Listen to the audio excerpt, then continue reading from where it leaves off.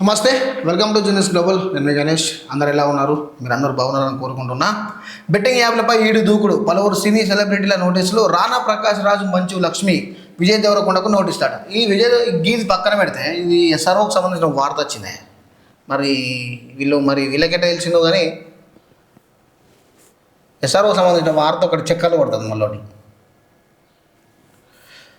దోచుకుంటున్న sub registrar అట, special registration పేరుతో దందాలట. ఇది పేపరు మనకు న్యూస్ లైన్ తెలంగాణలో వచ్చింది. జయశంకర్ భూపాలపల్లి సబ్ రిజిస్టార్ కార్యాలయాల్లో స్పెషల్ రిజిస్ట్రేషన్ పేరుతో 10 నుంచి 12,000 రూపాయలు వసూలు చేస్తున్నారు. సబ్ రిజిస్టార్ ఆఫీస్లో ఏ చిన్న పని కావాలన్నా పైసలు వేస్తేనే కానీ పని అవుతుందని మొహమాటం లేకుండా అధికారి చెప్పడం కొసమెరుపు. అంతేకాకుండా ఎస్ఆర్ఓ సమయపాలన పాటించడం లేదు. వివాహ రిజిస్ట్రేషన్ సర్టిఫికేట్కు సైతం డబ్బులు ఇవ్వాలి, లేదంటే ఏదో కారణం చెప్పి పదే దరఖాస్తును తిప్పించుకోవడం. ఆన్లైన్లో అప్లై చేసినా కూడా స్పెషల్ రిజిస్ట్రేషన్ పేరుతో ప్రజల నుండి డబ్బులు వసూలు చేయడం ఎస్ఆర్ఓ ప్రత్యేకత. ఈ స్పెషల్ దందా వ్యవహారంలో ప్రధానంగా జూనియర్ అసిస్టెంట్ పాత్ర ఉన్నట్టు సమాచారం. డబ్బులు వసూలు చేయడానికి ప్రతిరోజు కొత్త వ్యక్తిని పెట్టుకొని ఆ వ్యక్తి రోజుకో వేషధారణతో వచ్చి బయటకు ఎవరికి తెలియకుండా ఒకరోజు గ్యాస్ ఏజెంట్గా, మరొక రోజు టీ కొట్టు యజమానిగా ఇలా మారువేషంతో వచ్చి డబ్బులు తీసుకొని వెళ్తున్నారు. అలాగే మహిళా హ్యాండ్స్ బ్యాగ్ ద్వారా డబ్బులు తరలిస్తున్నారు. ఎస్ఆర్ఓ కార్యాలయంలో డబ్బులు కనబడకూడదు, అంతా ఆన్లైన్లో రిజిస్ట్రేషన్ అవుతుంది.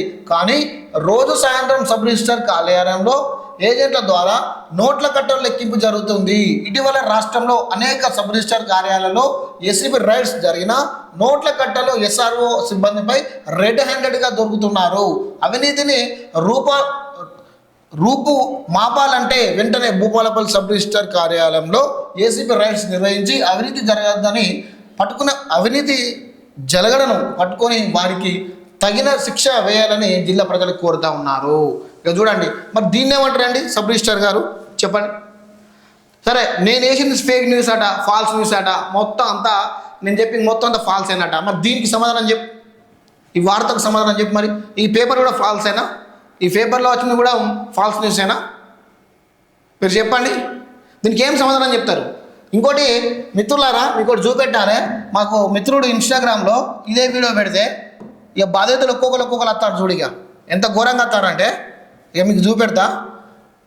ఘోరంగా వస్తారు. మమ్మల్ని అడ్డగోలుగా ముంచారు, మమ్మల్ని అడ్డగోలుగా పైసలు తీసుకున్నారు. మాకు అయింది ఒక రేట్ అయితే, ఆన్లైన్లో ఒక రేట్ అయితే మమ్మల్ని అడ్డగోలుగా ముంచారు అని చెప్పి ఇగో ఒక బాధితుడు మాకు పెట్టిండు.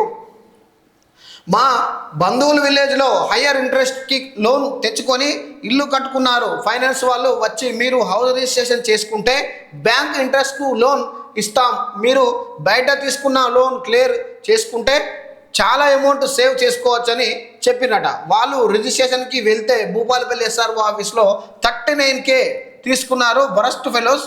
ఆ ఒరిజినల్ గౌట్ అమౌంట్ 20K నట. ఎడవైంది మరిగా ఈ 19K ఎడవైంది చెప్పండి ఎస్ఆర్ఓ వారు, చెప్పండి. ఇప్పుడు చలానా 20,000 పడదాడ వాళ్ళకు, మరి 39,000 ఎందుకు తీసుకున్నారు వాళ్ళ దగ్గర? వాళ్ళని పిలిపియాలనా? వాళ్ళని పిలిపించి మాట్లాడమంటారా? వాళ్ళతో వాయిస్ ఇప్పిమంటారా? ఏడవైనాయి ఈ 19,000 రూపాయలు, ఏడవైనాయి ఎవరి చేతిలో పోయినాయి? ఎవరి హ్యాండ్ నుంచి ఎవరికి మారినాయి? చెప్పండి, దీనికి సమాధానం చెప్పండి. ఫాల్స్ న్యూస్ అని చెప్పి పెట్టడం కాదు సార్, నిరూపించాలి. నిరూపిస్తే దేనికైనా దానికి రెడీ ఉంటాం. అంతేగాని ఫాల్స్ న్యూస్ అని చెప్పి ఇలా ఆ ఇన్స్టాగ్రామ్లలో అన్నోన్ అకౌంట్లు క్రియేట్ చేసి పోలీస్ స్టేషన్లో కేసులు పెట్టి కాదు. మీ బాజాబ్తా మీరు అవినీతి జరగలేదు అన్నప్పుడు ఆఫీస్లో బాజాబ్తా కూర్చోవాలి.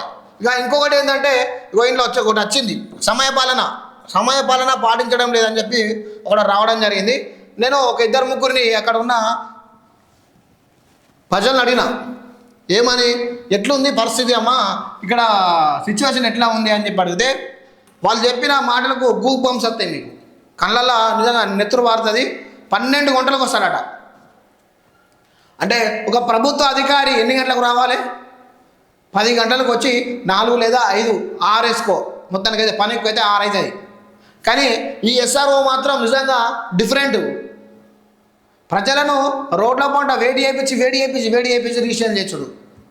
మళ్ళా ఈయన వచ్చుడు ఎన్ని గంటలకు? 12 గంటలకు వస్తాడట. 12 గంటలకు ఆఫీస్కి వచ్చి 5 గంటలకు బాజాప్తో మంచిగా రాజలెక్కపోతున్నాడట.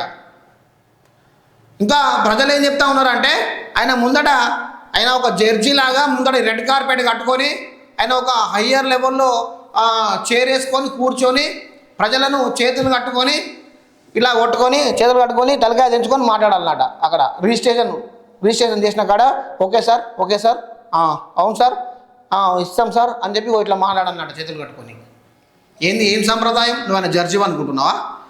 అంటే ప్రభుత్వానికి మేమే చలన కట్టాలి, మేమే మీకు ట్యాక్స్ రూపంలో జీతాలు ఇవ్వాలి, మీ దగ్గర మేము బానిసలు లెక్క ఇట్లా చేతులు కట్టుకొని ఇట్లా సార్ అని చెప్పి ఉండాలా? ఎట్లా ఎక్కడి నుంచి వస్తున్నాయి మీకు జీతాలు? నేను కట్టిన ట్యాక్స్ల రూపాయలు వస్తలేవా? అంటే మేము ట్యాక్సులు కట్టి మిమ్మల్ని పిల్లల లెక్క సాదుకుంటే మాకు బానిసత్వాన్ని మీరు పెంచుతారా? అదేనా ప్రభుత్వ ఉద్యోగుల వ్యవహార శైలి? అదేనా? చెప్పండి, దీనికి సమాధానం చెప్పండి. సరే నేనంటే ఫాల్స్ చేసిన లేదంటే ఫాల్స్ న్యూస్ చేసిన, దీనికి చెప్పండి సార్. మీరు దీనికి సమాధానం చెప్పాలి, కంపల్సరీగా సమాధానం చెప్పాలి. మీరు దీనికి సమాధానం మీరు కంపల్సరీ చెప్పాలి. ప్రెస్ మీట్ పెట్టాలి, మీరు ప్రెస్ మీట్ పెట్టి దీనికి సమాధానం చెప్పాలి. ప్రెస్ మీట్లో మీరు రిజిస్ట్రేషన్ చేసిన క్యాండిడేట్లు ఎవరైతే ఉన్నారో వాళ్ళని 50 మందిని పిలిపిస్తాను. నేను 50 మందిని పిలిపిస్తా. 50 మంది కనుక నా దగ్గర డబ్బులు తీసుకోలేదంటే నేను వదిలేస్తా, నేను జైలుకి పోతా. చక్కగా కేసు పెట్టు, జైలుకి పోతా, నో ప్రాబ్లం. కానీ జరిగింది అంటే మాత్రం దేనికుంటారు మీరు? మీ ఆస్తులు అమ్మి ఎవరెవరైనా డబ్బులు తీసుకున్నారో వాళ్ళకి పైసలు ఇస్తారా? ఆస్తులు ఇస్తారా? చెప్పండి. దీనికి కూడా మీరు సమాధానం చెప్పాలి, ప్రజాముఖంగా మీరు చెప్పాలి. మీరు SRO ఆఫీస్లో ఒక బాస్, ఒక జిల్లా సబ్ రిజిస్ట్రార్ ఆఫీస్ అంటే ఒక స్టాంప్స్ అండ్ రిజిస్ట్రేషన్ శాఖలో అది ఎలా అంటే మీరు ల్యాండ్కి సంబంధించి ఏదైనా కానీ మీరు బాస్, కమర్షియల్ ప్లాట్స్, ఒక స్టాంప్స్ శాఖ మీ దగ్గర ఉంది. మీ ద్వారానే గవర్నమెంట్కు లక్షల కోట్ల ఇన్కమ్ పోతుంది. సో మీరు బాస్ అయినప్పుడు ప్రజలకు సమాధానం చెప్పాల్సిన అవసరం మీ మీద ఉన్నది, ప్రజలకు ఆన్సర్ చెప్పాల్సిన అవసరం మీ మీద ఉన్నది.